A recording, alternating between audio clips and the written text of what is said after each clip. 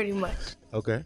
So the first question is, what and why made you think of wanting kids? Because honestly, in my perspective, I don't see the joy in kids. And you're my kid. What do you mean you don't see the joy in it? I don't see the joy in myself either. Really? That's deep. All right, so that's actually a really good question. My answer to that is, what made me want to have kids is I always wanted to have a big family. And literally, I told your mom when we got married that we were gonna have 2 boys and 2 girls. And look at what we had. But no, seriously, I think it's natural. Like, some people don't want kids and some people aren't good parents, and I used to like look at people crazy when they would say they didn't want kids, but being older I can kind of understand it now because it does take a lot. But for me, the joy in having kids and having a big family is just hearing, even though when you guys like you fuss and fight more than you ever did, but like hearing you guys have those moments where it's just you upstairs and you're laughing. I may not even know what you're laughing about. It makes it worth it. Like hearing you guys laugh and hear you guys interact makes it all worth it. And coming home, getting to be with you guys, getting to have it's so many, almost all of my great memories involve you guys. So that's part of the reason. And I guess because me and my dad and my parents were so close, I wanted to have that too with someone. It's just kind of always natural to me. There was a brief period in my life where I thought I wouldn't want kids, but for most of my life, I've always wanted to be a father. Interesting. So, what was it like when you were a kid? Because right now, in our school, we have whiteboards, smart boards. We didn't have any of that. Like, so we came up, my generation came up, I think we were probably the first generation where they had a computer lab in school. So we had a lab that we would go to and everybody would have their own assigned computers. We didn't have all laptops. They were too expensive back then. The laptops back then were like these huge things. So yeah, it was like pointless to carry around. Only businessmen had laptops. So it was all analog, like a whole bunch of notebooks. Like I had a different notebook for every class, a different binder for every class. And it was all, whereas you guys can kind of, if you don't pay attention in class, you can look it up on Google. We didn't have that. So we had to pay attention in class. I think like towards the end of my middle school, and in high school is really where we started having like, I don't know if we had Google. I wasn't using Google then, but we didn't have Wikipedia either. So we had the internet to use as a resource, but it wasn't like as refined as what you guys have. So it was difficult. Wikipedia is not reliable. It's not. But you couldn't have told. If I would have had Wikipedia when I was your age, I would have been using Wikipedia for everything because I wouldn't have believed that it wasn't reliable. But it's really not. Like being older now, and like some of the stuff I go and look at, I'm like, this is just wrong. Like there's nothing right about it. But yeah. Okay. So my next question is, I know you told me that you used to travel a lot since Grandpa Russell and Nona was in the army. Mm-hmm. So what kind of food did you eat when you were like in Germany and places like that? Oh man, that's so Germany. Okay, I'll tell you, like Wiener Schnitzel, I love. Amazing. Like I'll probably try to make it for you one day. It's like this. I believe it's veal, I think. And it's fried, so it's like it's and with the gravy, it's so good. And currywurst are amazing too. So it's bratwurst, but like this curry sauce that they make. That's awesome.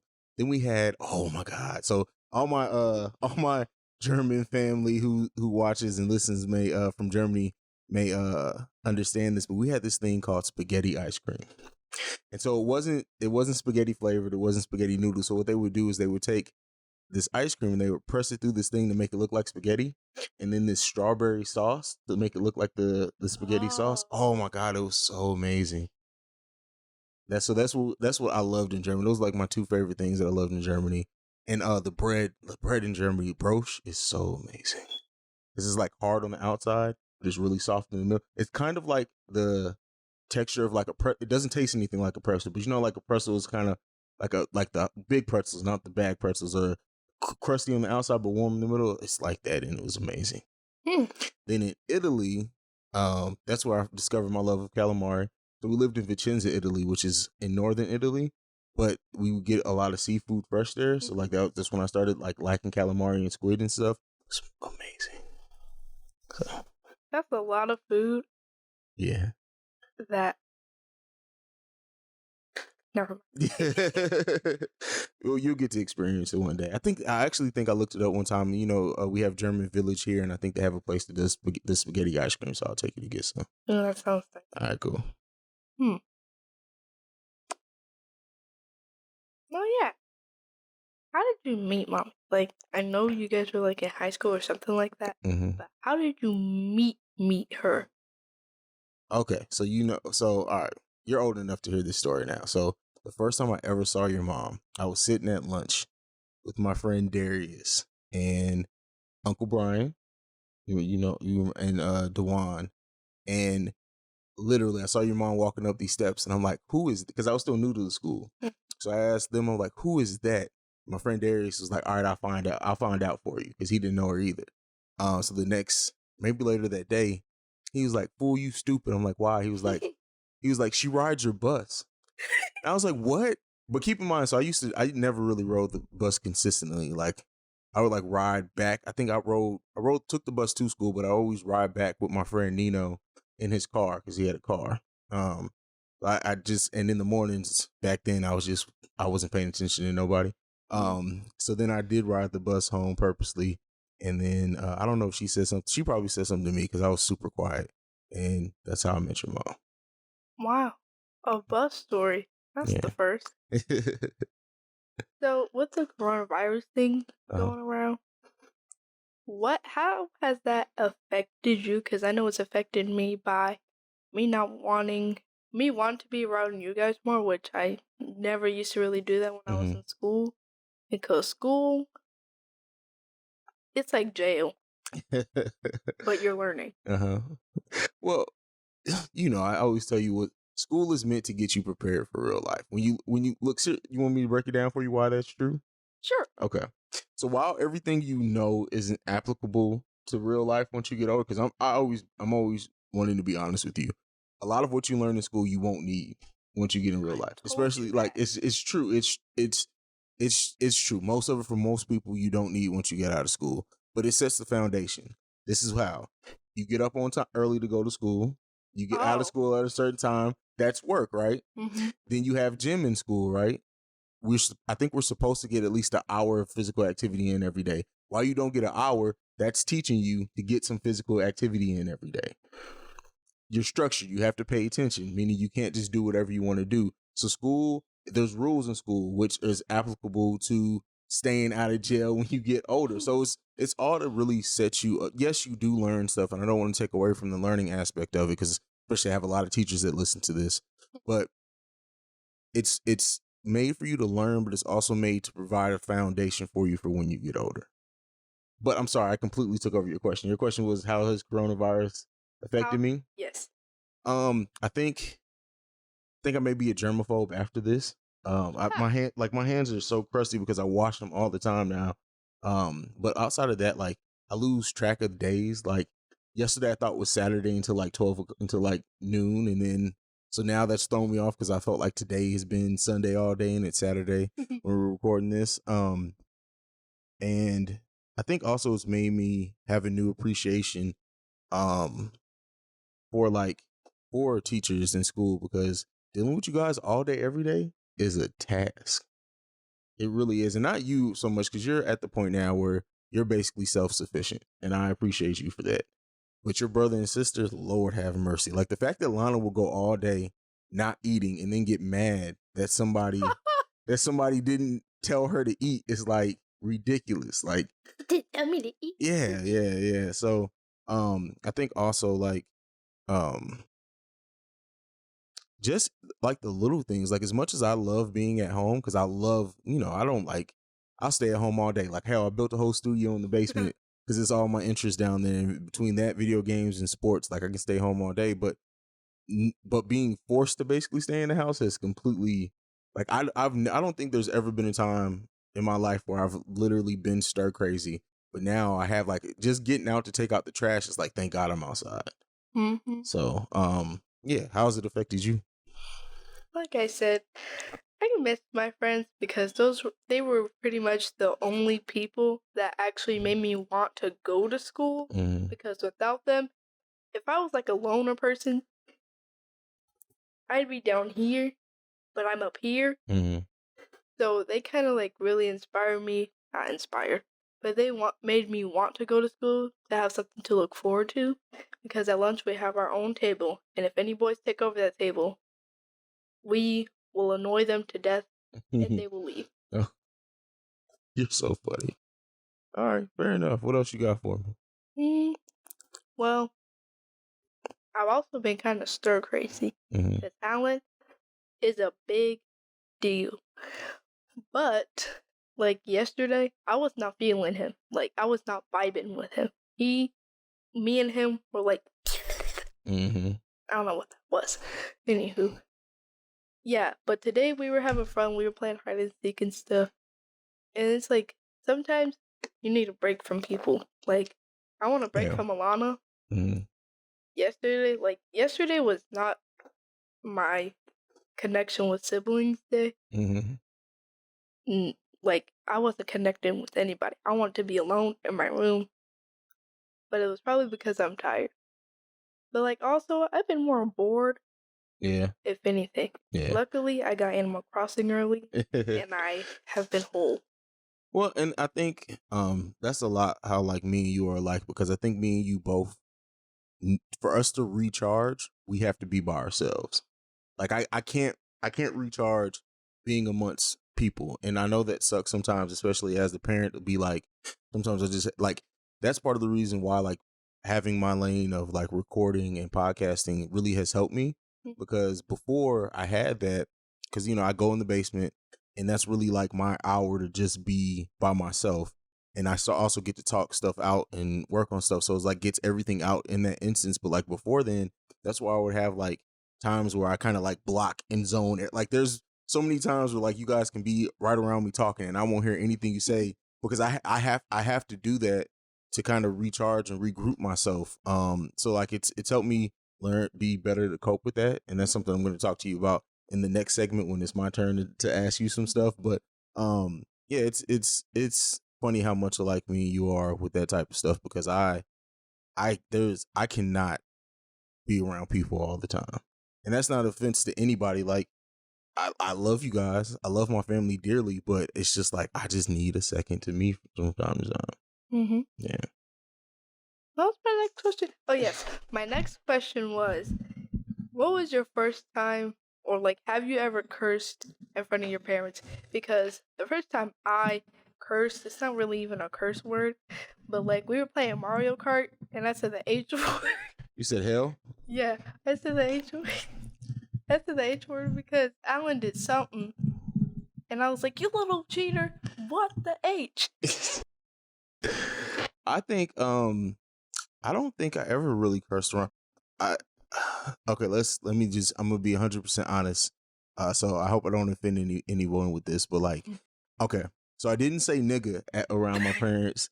That was the thing that I said the most, because my dad's white, so I wouldn't say that around him.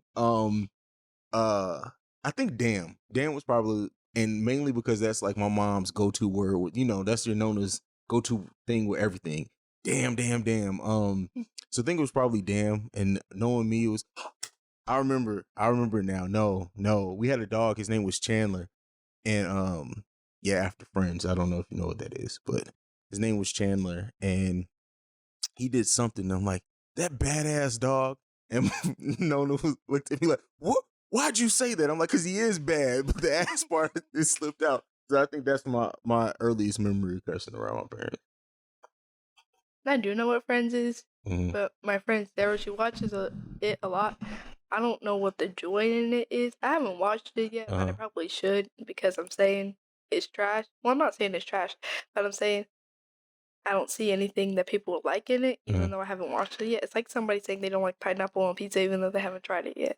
I think it's one of those things where you get it the older you get, because like however, I always watch Friends. I think I was like 13 or 14 when that show debuted, but there was a show when I was younger called Cheers that Grandpa Russell loved, and I just didn't get it. It was like setting a bar and stuff. I just didn't get it, and I remember it came on like Nick at Night or something when I was older, and I was like, this show is funny as hell. So I think it's one of those things like with friends, because of what they talk about and the content in it, you understand it more the older you get. So yeah, Oh. yeah. Okay. Okay, you got anything else for me? Yeah, I have one more question. Okay. When Diane and Trisha were born, what was your reaction like? Were you happy? Were you sad? And like later on, did you have a good connection with them or a bad one? So when the twins were born, my first reaction was nobody asked for two of them, because we found out they were twins.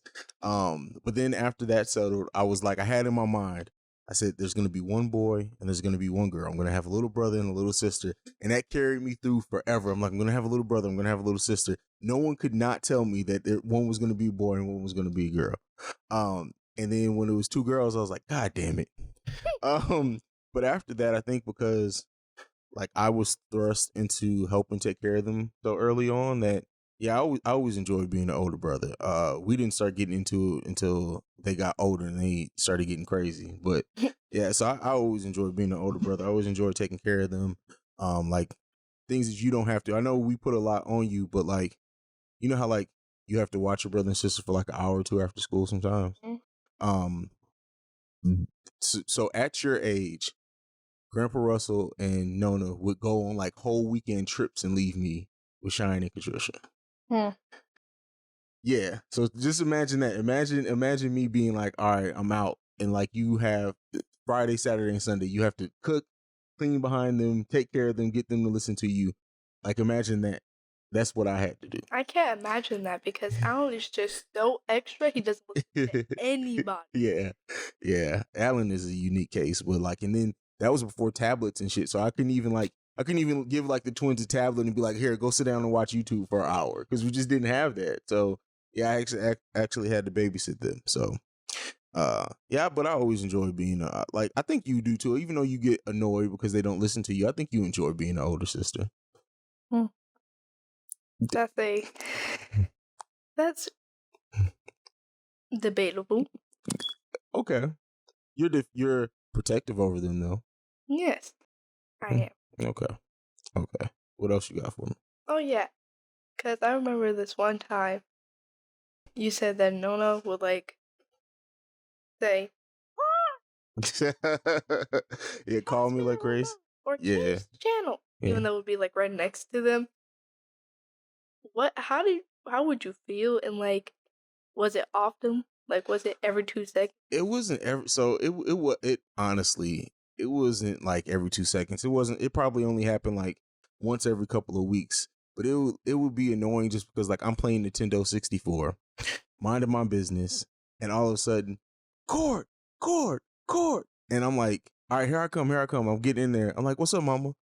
I need you to change the channel on the TV for me. I'm just looking like you were screaming my name like you just fell off the bed for me to change the remote. Yeah, that stuff used to be annoying to me, but I think, yeah, it didn't happen that often, but it's just like, it's so stupid, like, to call somebody to change the remote. So next time you complain about that, I'm gonna start calling you to change the remote. I may just do it tomorrow just to see. What is the point, though? It is no point. That's the point. I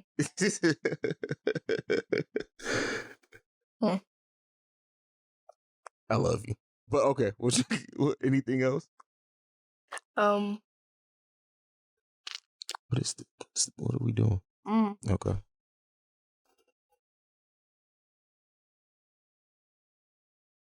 I want you to name 5 reasons why you wanted to start podcasting, and like what inspired you. Okay, that's a good one. I originally got into at least the Awakened Soul. I started the Awakened Soul because at that point I had been doing the wrestling podcast for a little while, and I'm like, I've gained all these skills. I've learned how to produce, and I've learned how to do this. But like the wrestling stuff was always kind of just a thing to pass the time, and I wanted something that was, I don't know, something that fulfilled me a little bit more. And so that's how the Awakened Soul came to be. And like I wanted to talk about, like, because I'm somebody, as you know, I take in information like crazy. I know a little bit of everything. So I'm like, and I know I have a different perspective than a lot of people. So I'm like, all right, I want to have an outlet to get some of these thoughts and ideas out. So that was one, is I wanted it to be an outlet for me. Number two would be, I wanted to prove to myself that I could do it. Number three, I wanted to have some interesting conversations with people just to, gain grow my knowledge, but also like help other people. Four, um, I wanted to do more. Like I wanted to really do something that left an impact. And I always have thought that this would, even at its inception. So that's number four. And then overall number five, because it's fun. I'm just not gonna lie to you. Like, it's really like I don't think I would be able to have done this at the level that I have if it wasn't just fun. So. Made you think of the name Awakened Soul? Because I know that my soul is not woke right now. See, it has nothing to do with being woke. Like, people, and it's funny because I named it around the same time the whole stay woke thing started, and people were just like, oh, so you're woke? It's like, no, it has nothing to do with that. So the way I break this down all the time is awakened. When you hear the word awaken, it means to make you think, to make your knowledge grow, to make you wonder, like to spark something inside of you that wasn't there before. So that's what I mean by awaken, not necessarily being woke. And then soul, the soul part came because when you connect to somebody, it's on a spiritual or soulful level when you really, really connect with somebody. So those what those two things mean to me. It means to enlighten and to connect. So. Oh. Yeah. So I'm always doubting myself because like everybody says I'm good at math, but I don't see it. Like I visually cannot see it. But I feel like everybody can't see what is good about their own work. But like for me, when I do art, people say that they like it, but I know they're lying because I don't like it, but that's not technically how it really works. It's about what they see, not what, well, it's kind of like two different sides, I guess. Like one side would be, for example, I don't like it, but they're saying that they like it. And the other side would be they actually genuinely like it, but I genuinely hate it, and I think they're lying because I hate it. Yeah. I think so. The thing that I say, which you can tell anybody ask me about you and everything, I tell them that you're a true creative person. And the thing that you have to realize is that as a creative and a tinkerer, because you're also a tinkerer, you'll almost never be happy with something. You always look at something and think of what you could do to make it better. But that's it's good to be able to have that perspective and be objective to your own work like that. But it's also bad because it leaves you always kind of feeling unfulfilled. So the thing that I would kind of tell you to do with that is never stop striving for perfection. But sometimes the imperfections and stuff are what makes it great. So like when you're doing your drawings are amazing. I'm not just telling you that because you're my daughter, but like people have told you they would buy, or people like Pastor Petty asked you to make something for him, and he paid you for it, right? He did? Yeah, it was like 2 years ago. I got money? Yeah, but like your drawings are amazing, especially for how old you are, and like you're gonna keep getting better at it. But it's almost never gonna be perfect. Like for me, I have to, like when I first started doing the Awakened Soul, literally it would take me like 4 hours to edit an episode because I would keep going back and like changing the level, or I'll go back and keep changing the song because I felt like it didn't. And the episodes that that I'm least happy with are some of the ones that people have loved. So you gotta you have to gain the confidence of you're good at what you do, but it's okay to so instead of keep trying to change that one drawing, just recognize what you didn't like about it and say, all right, I'm gonna do this better in the next drawing. And you keep building and building and building. Otherwise, you would just be focused on that one drawing forever trying to make it perfect. My questions are like in different subjects, like then that's fine. Your parents, and then, but I know some people are like pessimistic, which I can relate to. Some people are optimistic, and I forgot the word that is like in between that. Yeah. So what are you? Huh. That's a great question. I'm a pessimistic optimist. No, I'm just playing. I'm just trying to throw you for a loop. Um, Honestly, if I had to be 100% honest, I'm probably more pessimistic than I am optimistic. Um, and that's just because like I don't trust humans. Trust nothing, trust no one. Exactly. Um, yeah, I'm probably more pessimistic than anything. I try to be optimistic where I can be, but honestly, just like to be honest with you, like people just get on my nerves. So yeah, it's kind of hard. What are you? I'm a pessimist Mhm. because, like, whenever I'm in the car, I'm always thinking we're gonna get in a car crash, the car's gonna light on fire, and we're all gonna die. It's either that or we're in the car, there's a drunk person, and somebody's gonna hit the car, Mhm. the police are gonna come, blame us for it because we're black, and then we'll get charged money. Lots of money. Well, I mean, there's really not much I can tell you to kind of calm that stuff. Like it'll come with time. Like even if you're pessimistic, like there's a difference between being pessimistic and being a warrior, right? So you can be pessimistic about stuff, but don't always work. Like it's going to be what it's going to. That's one thing that I have gained with age is like things are going to be what they're going to be. Most times, like all you can learn how to do is be adaptable to what happens, and that's been one of my greatest skills as I've gotten older. Is that I go with the flow pretty much, and things just are what they like. I have how many times you hear me say it is what it is, because that's honestly how I feel about most things. It is what it is. It's going to be what it's going to be, and all you can really do is control how you react to it. Because most things are going to be out of your control, and so you just gotta react better, and we'll talk about it because I got some stuff for you, and I think we'll crack that open a little bit more. So, well, I have more questions than I thought. Because I only have 4 questions in mind. Mm-hmm. And, like, the more you talk about things, the more questions I get in my head. Mm-hmm. So, another question is back to about Jesus?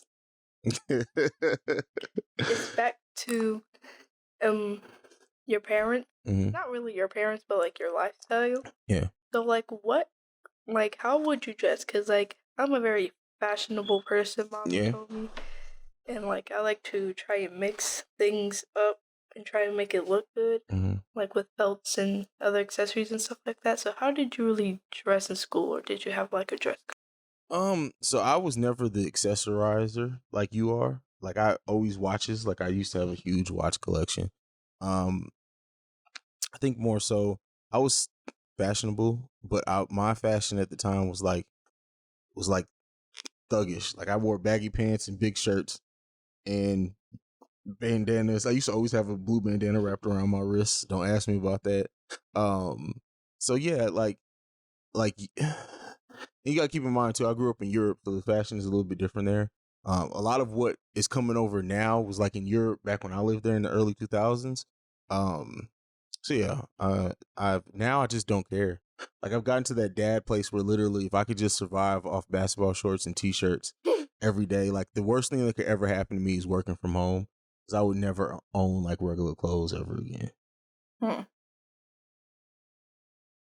It's good that you're fashionable. Like that's one thing that I think people tell you that all the time, how good you dress, and I love how you put stuff together, because like there's some stuff you have that I would never have thought to put together, and then when you walk out your room, I'm like that's cute. So Mm-hmm. that's what's up. Anything left? I think that's it. Think that's it. Mm-hmm. All right, so we're gonna go ahead. We're gonna get into a break. When we come back, we're actually gonna get into the main discussion topic, where I'm gonna talk to my daughter about some serious stuff. Like what? Jesus? This has been a presentation of the Breaks Media.